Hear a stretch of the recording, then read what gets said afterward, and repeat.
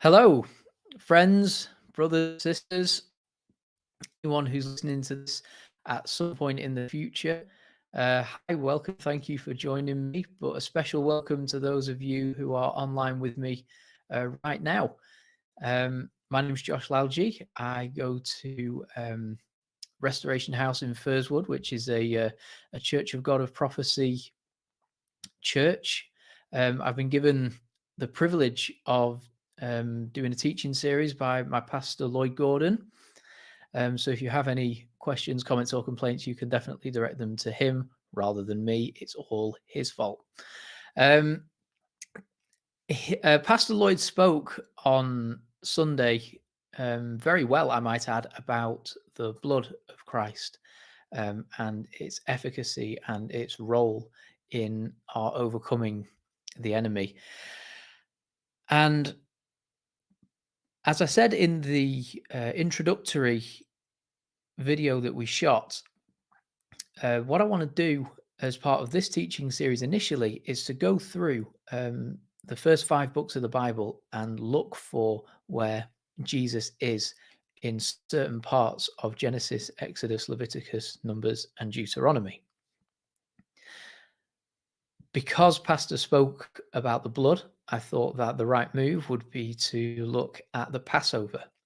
So what we're going to spend the next couple of weeks looking at is the Passover festival, how the first Passover came about, and where Jesus is within this account of the Passover in Exodus.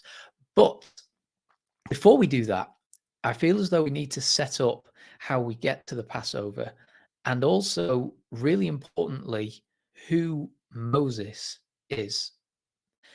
Now, the reason that I want to really look at Moses is because I think it will really help us, because he is the author, he's the guy who wrote the Pentateuch. The first 5 books of the Bible were written by Moses.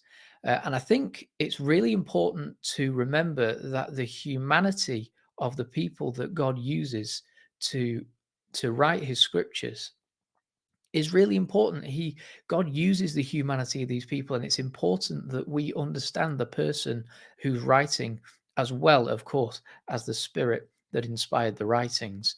So I want to have a little look today. I don't know how far we're going to get, but the plan is for us to look at the early life of Moses. So what got him to the point of being the Moses that was telling Pharaoh to let his people go, because it's quite a journey. It's summed up in a couple of chapters, but there's a huge journey that he goes on here, and I think there's an awful lot for us to unpack.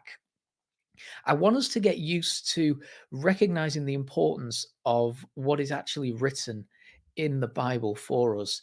It's very easy to skim over parts that we think are a little bit dull and get to, like, the action parts, the really entertaining stuff.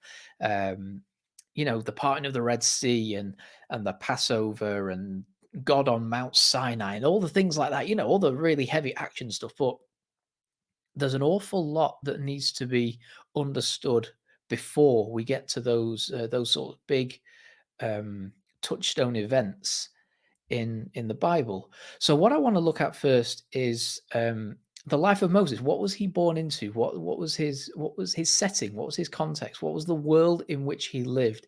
And how did he go from where he did to where he ended up, or at least where we're going to get to, which is the Passover.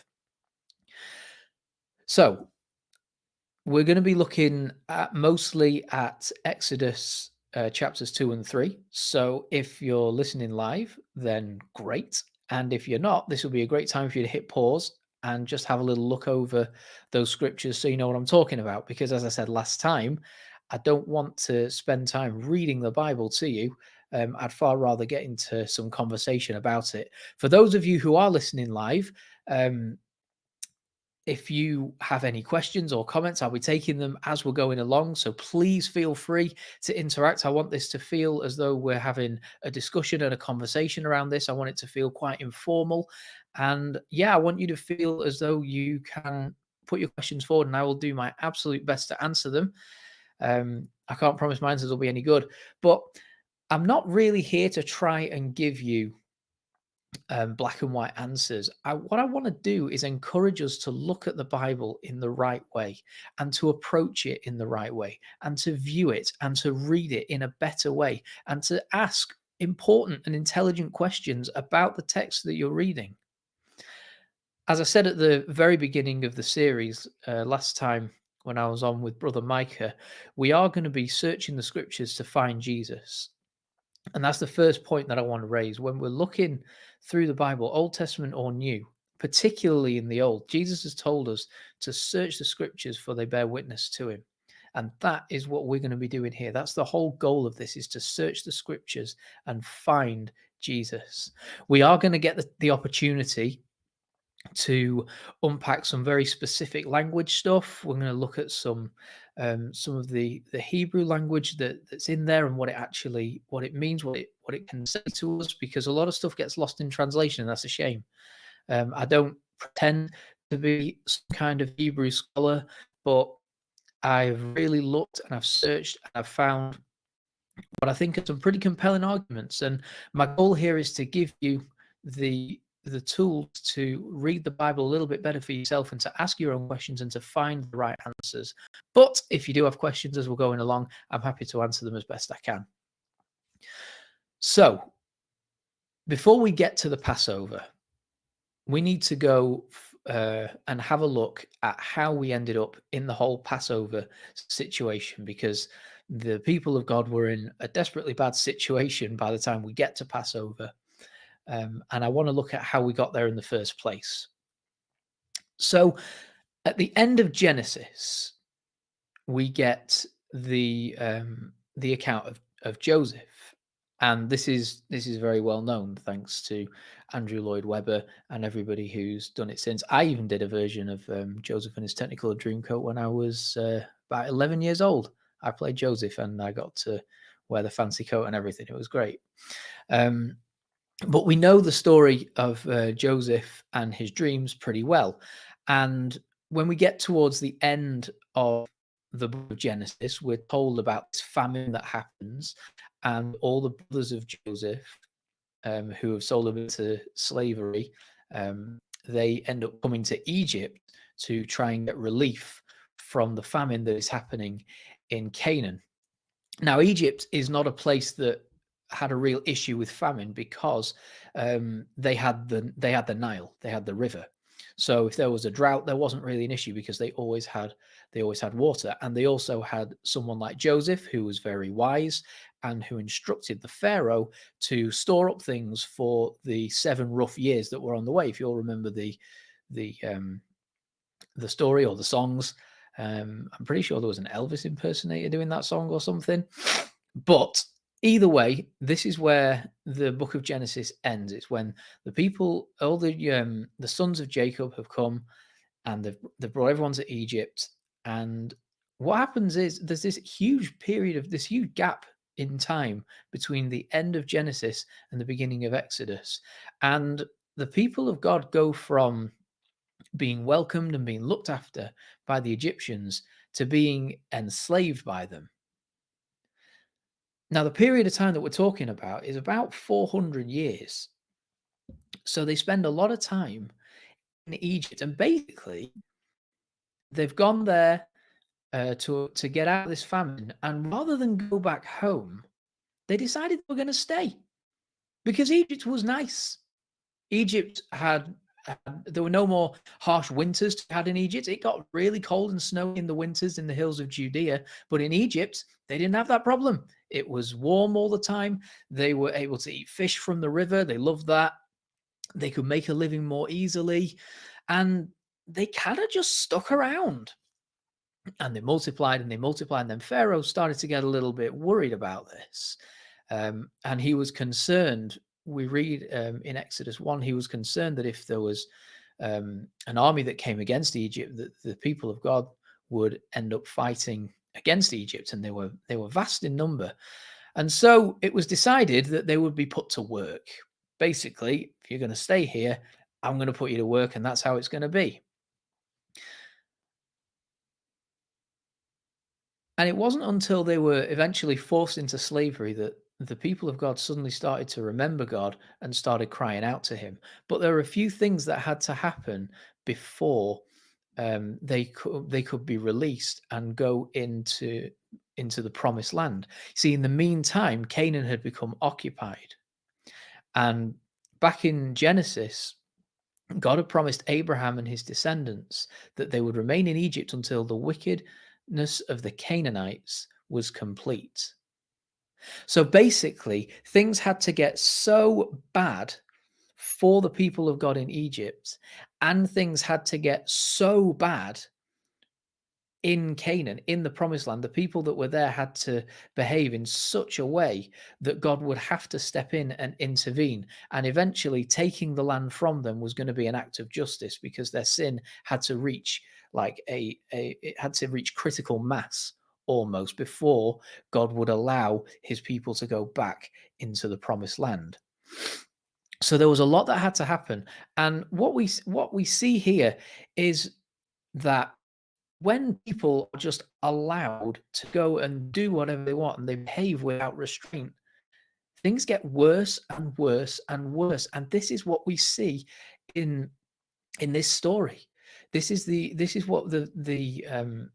picture that we get of humanity as a whole.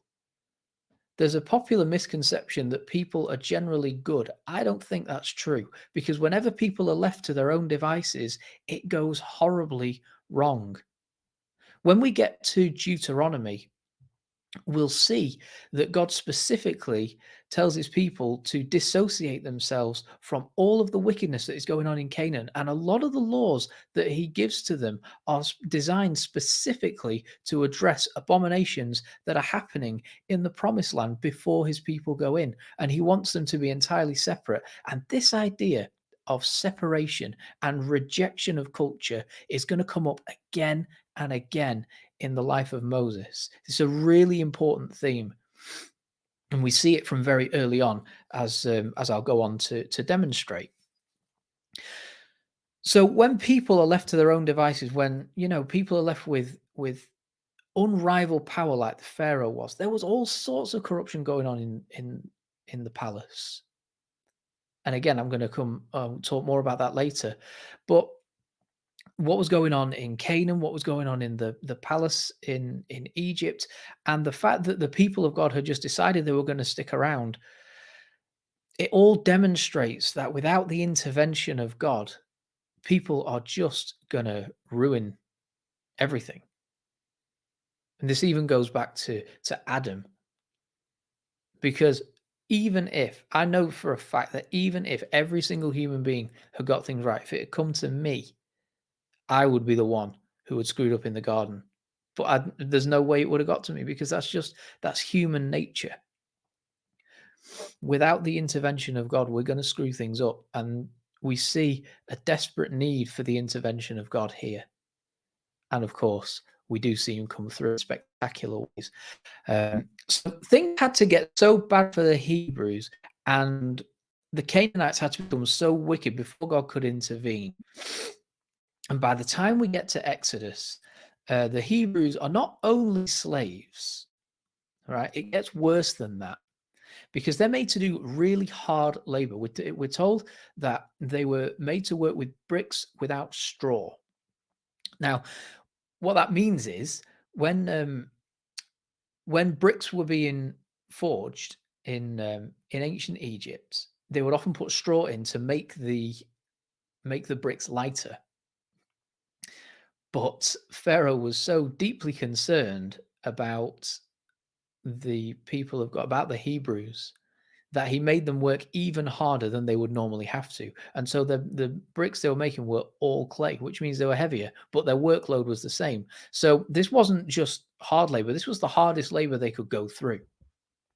And the other problem is that all the Hebrew baby boys were commanded to be thrown into the Nile.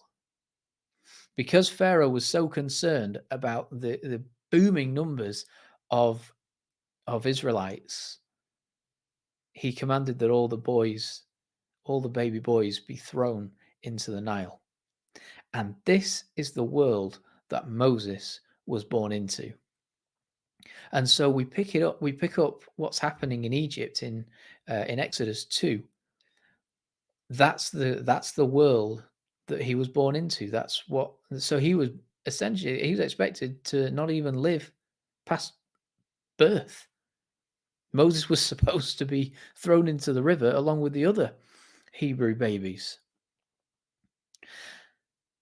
This was Pharaoh's way of managing the Hebrew population and trying to keep them down because he was very bothered about rising up.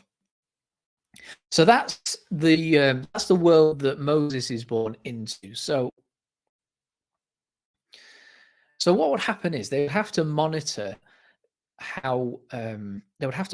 pregnancies um, within the Hebrew community in ancient Egypt.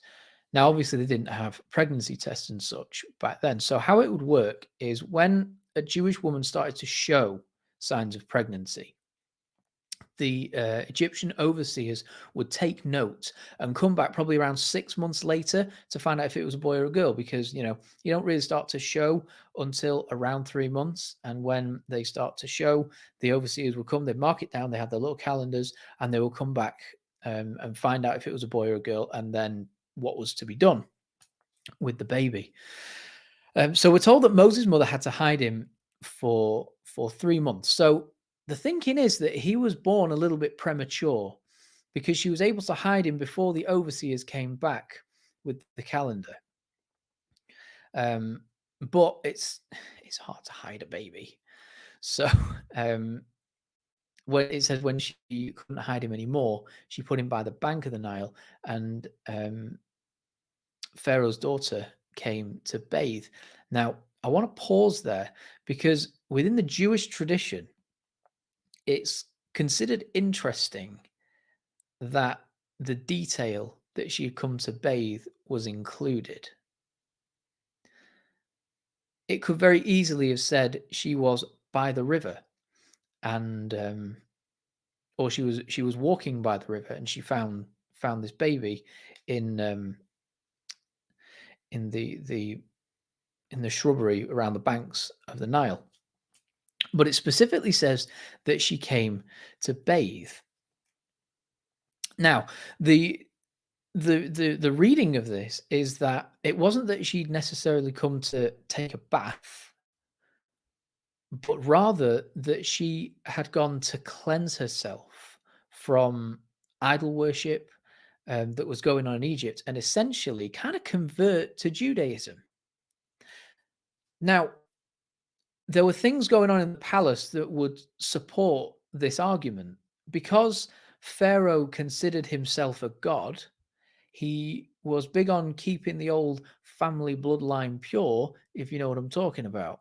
So there was an awful lot of incest going on within the palace. Now, if you imagine that you've got this daughter of Pharaoh, maybe there's no account of it, but it's possible and quite conceivable that she'd been forced into an incestuous situation and wasn't okay with it and had gone down to the Nile. Because what we see her do is defy the will of her dad, of the Pharaoh, and instead take this Hebrew baby boy as her own. She looks after him. So the thinking is, and again, I'm not saying that this is necessarily right or wrong. I'm saying that it's something for you to consider, that perhaps the detail that she came down to bathe is included because she's demonstrating cleansing herself of what was going on in Egypt. And this is very much in keeping with the themes that are going to continue to come through as we look through these passages here.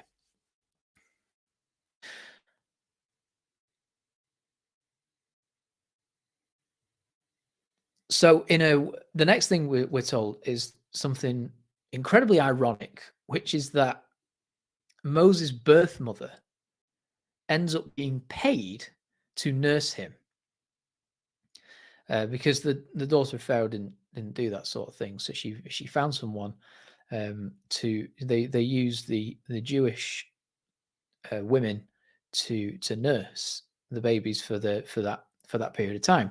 Now back then, it was normal practice for the baby to be nursed for about 2.5 years. So when Moses was given back, if you will, to Pharaoh's daughter, he was about 2.5 years old. And by then, I mean, if you've got if you've got a 2-year-old yourself, or you've seen a 2-year-old, they have a fairly, um, they have ideas of themselves already. You know, we're not talking about a 6-month-old who's just figuring out how to move. By 2.5 years old, they've got a sense of themselves. They're talking a lot. Well, mine certainly were, and still are for that matter. But they do have a bit of a sense of self. They have a little bit of a sense of identity.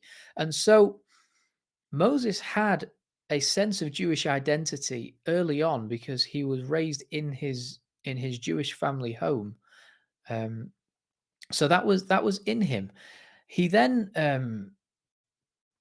the next thing that we're told is about Moses witnessing the suffering of his own people or his brethren, depending on which translation that you read. And this is where he ends up killing the Egyptian that was beating the Hebrew. Now, in the meantime, between him going to the palace and this event, he's educated in the Egyptian university. He is raised as an Egyptian. But this word brethren, it appears twice in the verse. And it's always worth noting when something is doubled. When you see it written twice, you've got to think, well, there's a point to be made here. And the point, I believe, is that Moses had a very strong sense of his identity. Despite his Egyptian upbringing, despite the people by whom he was surrounded, he still had that sense. And this account where we're told that he sees the suffering of his own people, of his brethren, he feels the Hebrew word when the word that's in the Hebrew when it talks about him looking at their burdens or their hard labor, the word used is besilotam. And the prefix of that, the be part, it means he empathized. He felt that pain for himself. He took it upon himself. He felt a sense of ownership with the suffering of his people. This wasn't just sympathy, this was empathy.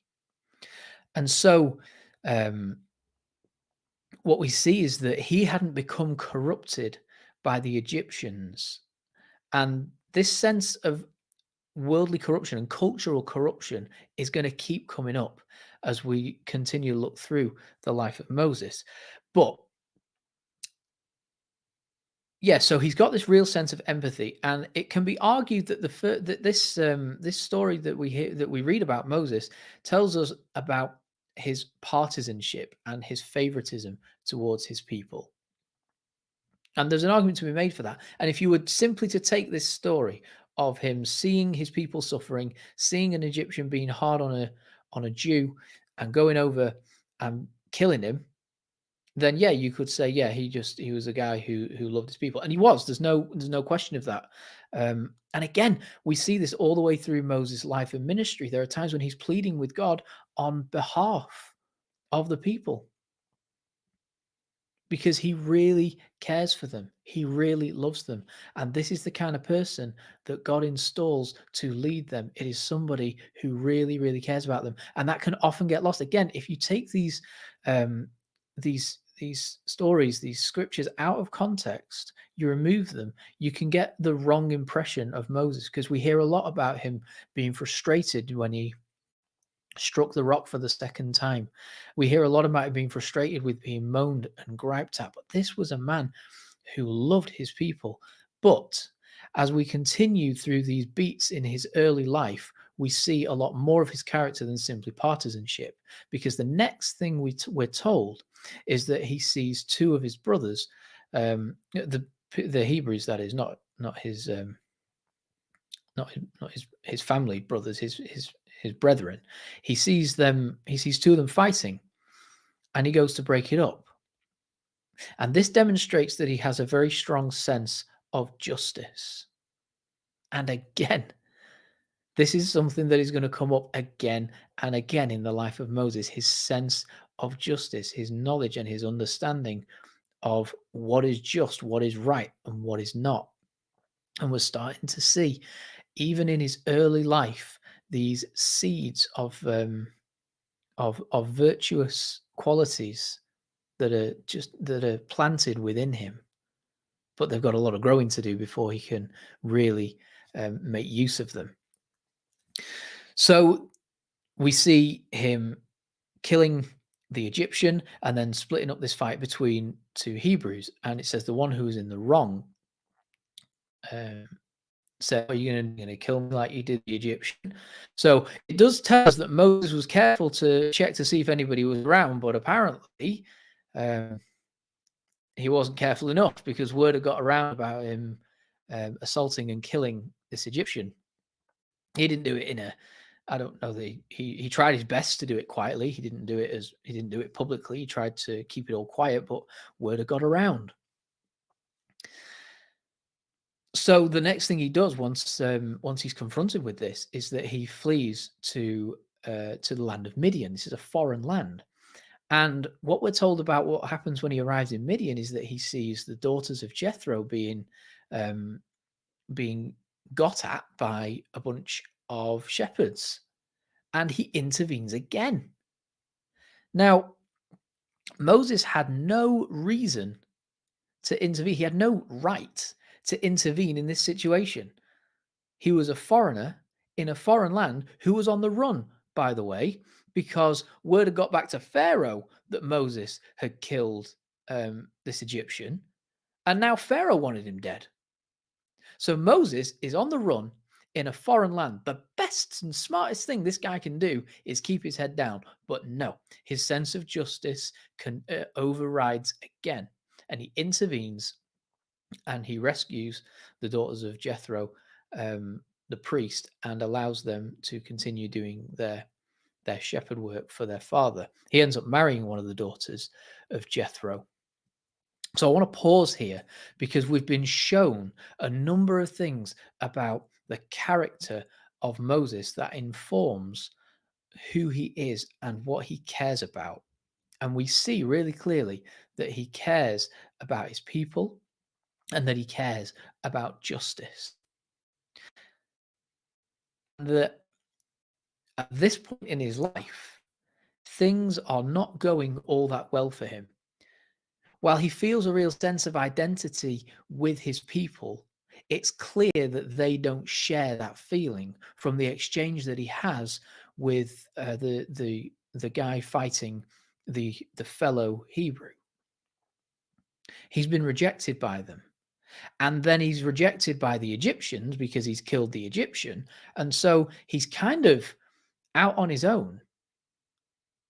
And so he goes on the run and he gets married and he tends sheep for his father-in-law. That's his job. That's what he does. He's gone from being the daughter of a princess to being essentially a prince in a palace to being a shepherd out in a foreign land somewhere.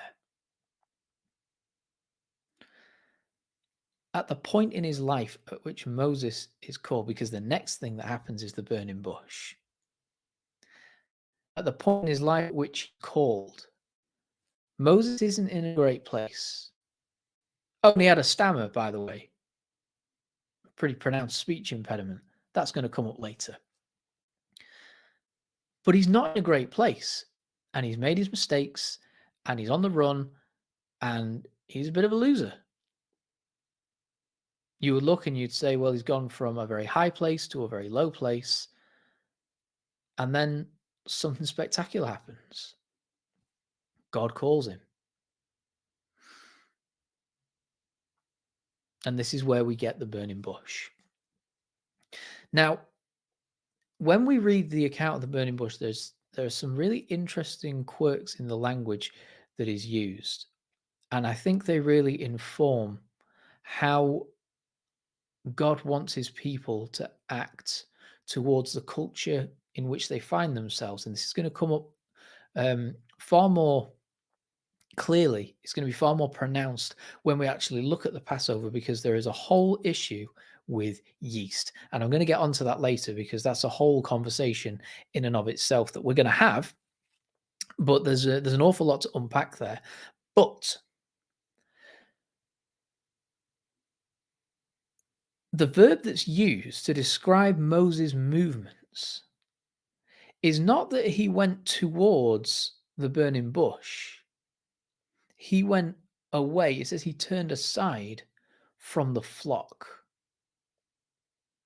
Now, if I was talking about God appearing to me in a spectacular way, I mean, this was a bush on fire that was not being consumed.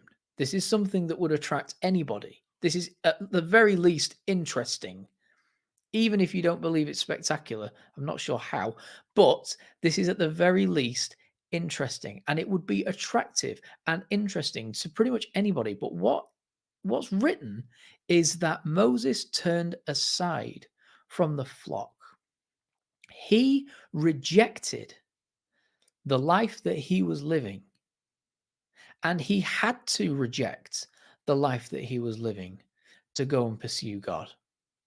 And this is a really important theme that we are going to see again and again as we look at this particular part in the history of Israel and this section of Moses' life and this thing that God is about to do.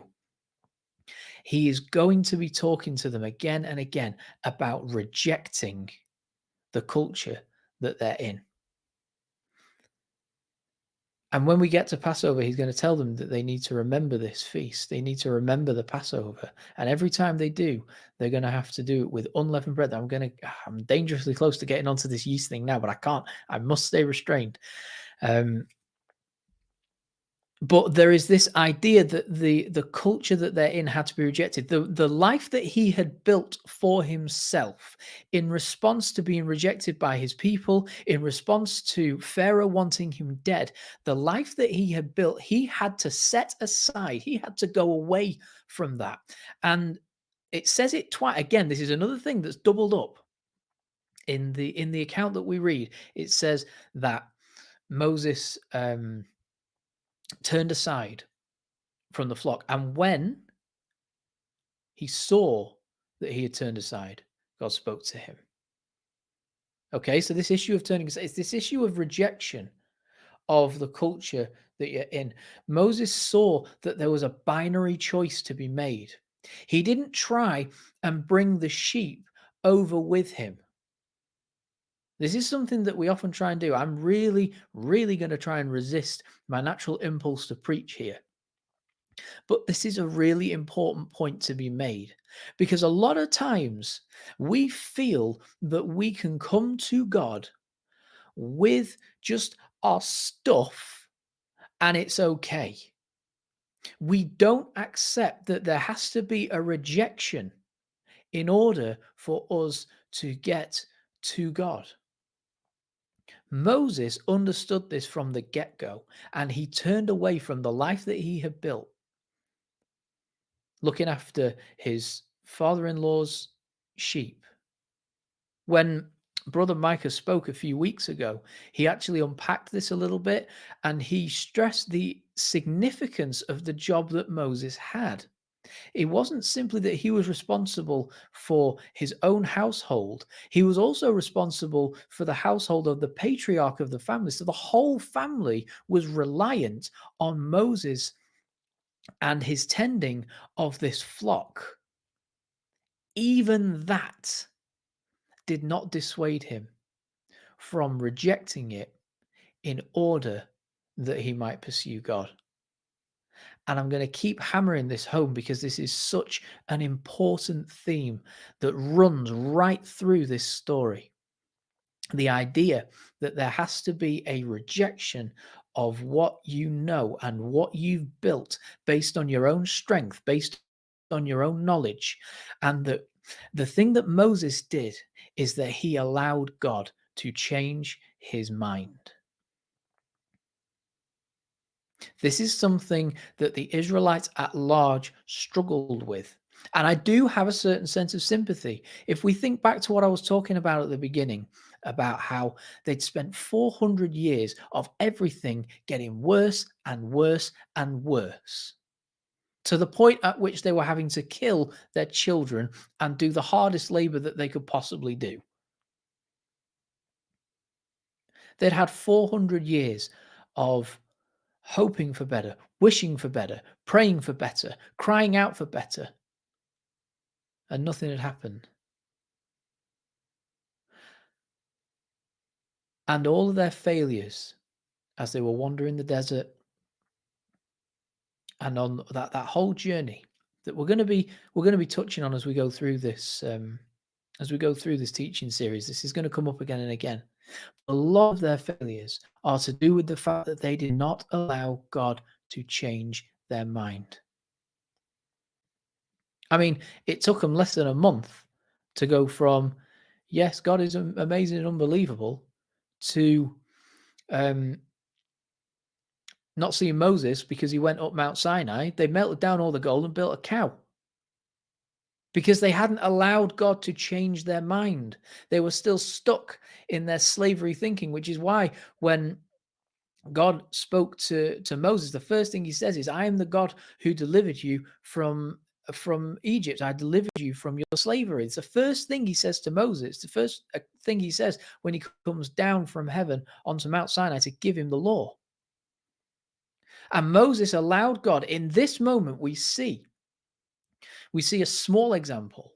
This is going to grow and grow in just the same way as Abraham's relationship with God developed and developed. And we're going to be talking about that down the line as well. I feel as though I'm foreshadowing a lot of what we're going to talk about. It's a very exciting series. I'm really thrilled about it. But in that moment, we see Moses allowing God to change his mind about his situation and realize that there is something higher and something better for him to do. Now, we see that that God calls out to Moses from this bush, and when he uses his name, first he says, Moses, Moses. When he uses his name, this is a sign of affection. This is God showing his affection for Moses. And then we see this interesting exchange. He tells him that he has to take off his sandals because where he is holy ground, but he still can't come closer. So this gives us a picture of the sort of, we get a little picture of the tabernacle and of Mount Sinai and a lot of what is to come in the life and ministry of Moses down the line. We see a small example of it here, because what you've got the regular where you can wear whatever shoes you want to. Then you get onto holy ground and you got to take off your sandals. Now, there are some who argue that taking off the sandals is an act of humility. Some say that it's a privilege to take off your shoes on holy ground because there's nothing standing between, there's nothing between your body, your feet, and the holy ground itself. I'll let you decide for yourself what you think of that. But there's something in both arguments. But then there's this place that he couldn't go, and this is like in the tabernacle when they had the outer court, the inner court, and the holy of holies. You had to enter the inner court correctly, but you couldn't go into the holy of holies unless it was very specific circumstances. And this is what we see here. God says, take off your shoes because you're on holy ground, but don't come any closer. This is a place that you can't go.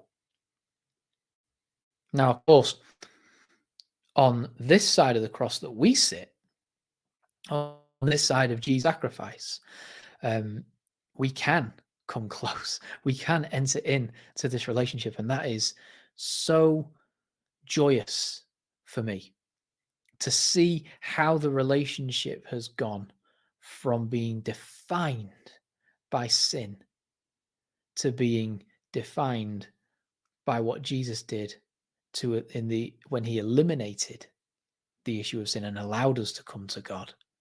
That's incredibly exciting for me. And this is like the early stages of that relationship, and we watch it develop over time. But there was the big wide world where you could wear what you want, and there was this holy ground, and then there was something so precious, so holy that he couldn't even get near it. And it happens on Sinai. He says, "Show me your glory," and God says, "No one can see me and live." And even what Moses did see gave him this shine. The people couldn't look at him because he was shining with the glory of God from what he had seen. He hadn't even seen um, like God for real, for real. So this all happens, and this is where Moses. This is a real pivot point for Moses. This is where everything starts to turn around, because from this point on, he starts to lead the people, and he starts to go and defy Pharaoh. I mean, this gave him the confidence. He was on the run from Pharaoh. Don't forget that Pharaoh wanted him dead, and he ran to the land of Midian. So he was on the run from this guy, and the next thing you know, God has spoken to him. He's changed his mind completely, and he is now going and confronting this man who considers himself a god, and he's doing so with the strength and the empowerment of having had a real encounter with God and allowing it to change him. And this is something that we need to be very careful of. We have got tremendous services at Restoration House Firswood. It is such a privilege to be involved with them, to be a part of them, and to experience God in those meetings. I absolutely love it. But if I don't allow those encounters with God to change me, then I'm going to be wandering the desert just like the Israelites did. We need to have our minds open to being changed by God. And we need to be prepared to reject the things that God wants removed from us, that God doesn't want associated with us.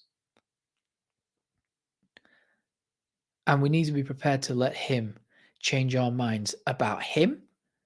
Because if you think you have the measure of God within your own thinking, you're wrong. So we need to be open to have our mind changed about Him. We need to be open to have our minds changed about our circumstances. We need to be having our minds open to God changing it about how we view other people. Because if we don't, we are in serious danger of falling into the same trap that is laid out for us here. What's interesting is that when you consider how much Moses cared for his people, and you start to ask questions like, why did he write down all those stories about Abraham in Genesis? A lot of Abraham's life foreshadowed what was to come for the people of God once they got out of Egypt, even while they were in Egypt. There's an awful lot of parallels. And when we look at the life of Abraham, having looked at this part first, we'll be able to see those parallels being drawn. But Moses was writing so that he could show the people that he loved examples of what to do and what not to do. He was trying to get them to see that God was real and that God was able to change circumstances, and that if you let Him, God will change your mind and He will completely change your life. Sadly, they don't get it, and there's an entire generation lost. That's another story altogether. But these are the themes that we see from even these two chapters that just seem to give us small details about Moses' early life. I hope what you've seen up to now is that the little details matter. The Bible seems like a really big, long, heavy book, but it doesn't cover that much ground, but it covers an awful lot in a lot of depth. You also see, if you look at how much time and effort Moses gives to what God said versus what happened to him, you can see how much he values the word of God. This was a guy whose life was punctuated by the miraculous, whose life went from strength to strength as he continued to see. He saw more miracles in his life than I think anybody in the Bible. I mean, he saw God do things that were absolutely incredible, like day after day. As we get on to talking about the Passover, we've got to look at the build up to it and all the 10 plagues that came and how God spoke and how God told him what was going to happen. This guy saw God do incredible things from having been a coward on the run, from having been a murderer, from having been rejected by everybody. He went from that, heard the call from God, and allowed it to completely transform his life and give him a new hope, give him a new vision, give him a future that he never thought he could have. God overcame his physical defects. God overcame the problems in his heart, and God brought out all that was good in him. And even from these 2 chapters, there is so much detail that we can get. What I'm trying to get at is when something is written in the Bible, it is worth taking notice. It is worth paying attention. It is worth researching and looking and praying into and seeing, is this here? Why, God, have you left this detail in your eternal word? What is there for me? And I know it probably seems as though we're taking a really slow walk through this, but that's deliberate. I want us to go slow so that we pick up on the little details. I don't want us to skip over things and try and get to the action part. I could have come on and talked straight about Passover, but I think there is so much here that sets up where the heart of Moses is when we get to Passover that it's really important that we understand who this guy is, what his character is, what he cares about, what he values, and how God was able to use him. And again, it takes some of the, Moses was the greatest guy in history sort of stuff. Well, not when he was called by God, he wasn't. Yes, we're told that he was seen as good from the get-go. His mother hid him because she said she thought the child was good. But by the time the burning bush came about, he was nothing. He was a shepherd in a foreign land, rejected by everybody. And then God came and turned everything around for him. We're getting to the end of our time here. If you have asked any questions, I haven't seen them, so I'm sorry about that. If you have any questions, now would be a really good time to throw them in as we look to wrap up. If not, that's okay too. If you want to leave comments, I'll look over them and I'll get back to you. You can catch up with me at UA92, which is where Restoration House Firswood meets. Not this Sunday though, because it's closed for the marathon. The service will be entirely online this week, but we'll be back the week after. We'll be doing more on this teaching series next week online. We'll be talking more about the Passover specifically. We'll be getting into some specific details of that and looking at how these themes that we've identified in the early life of Moses carry through and pay off as we go forward. I just think there's going to be so much, you'll be able to get so much more from the account of the Passover, understanding this about Moses. I'm being reliably informed that there have not been any questions. So I've either explained things really well or really badly. I'm not sure which yet, but I'm sure it will become clear over time. I would like to thank you all for joining me here. Those of you who joined online, thank you. If you're listening to this later on, I hope you found it informative. I hope that it has helped you view the Bible in a slightly different way, particularly the Old Testament, which can seem really heavy and really hard work sometimes. I'm trying to take a lot of that away because let me tell you this, the enemy does not want you in the Word. He doesn't want you to be in the Word, seeking Christ, seeking truth from here. And if he can make it seem mysterious and scary and complicated and difficult, then that's exactly what he's going to do and keep you out of it.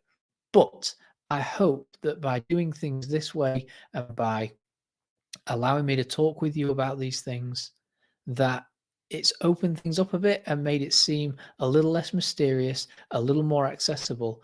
And you can see the point of some of the things that maybe you thought, well, why is this detail in there? Or maybe you didn't even ask, maybe you just didn't bother with it. I don't know. But I hope that we are starting to get a slightly different picture of the Bible, and we hold it with a little bit more affection and reverence, and we can see its value a little better as a result of what we've done here today. I'm going to pray really quickly, and then that will be all you hear from me until we get together next time. So, God, I want to thank you for this opportunity that we've had to be in your word. I want to thank you that you have blessed us with such truth that we have in the palm of our hands.